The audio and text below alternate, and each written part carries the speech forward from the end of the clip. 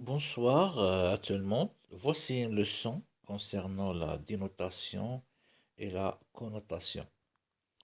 Les mots ont un sens premier, explicite et constant. Un sens dénoté, mais ils ont aussi des sens second et implicites. Les sons connotés, les connotations des mots dépendent du texte de leur utilisation.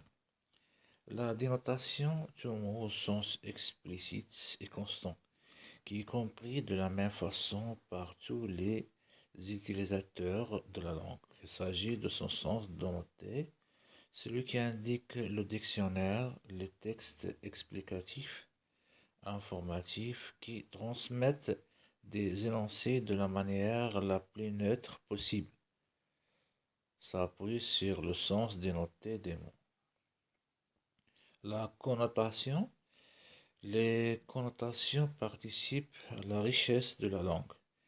Elles peuvent être immédiatement partagées par les utilisateurs d'une même langue, mais elles appartiennent également à la sensibilité et à la culture personnelle de chacun.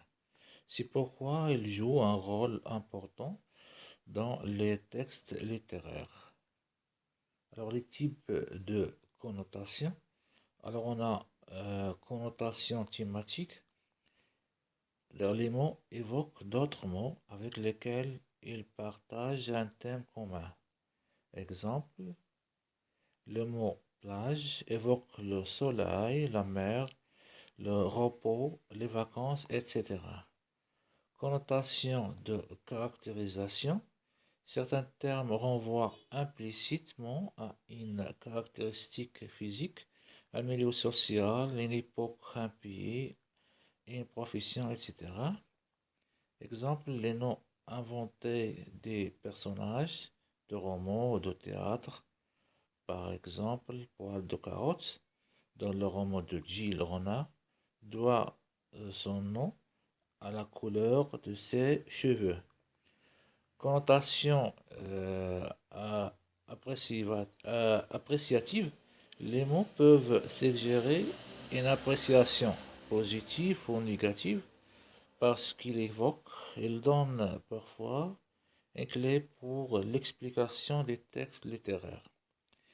Les mots auteur élevé peuvent, même s'ils sont utilisés dans leur sens dénoté, suggérer la supériorité, la grandeur d'âme.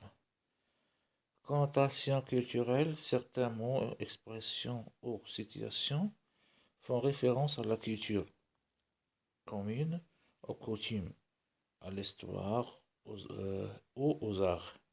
Exemple, après Australie ou redoter la Bérésina, cette phrase d'un journaliste sportif évoque deux batailles napoléoniennes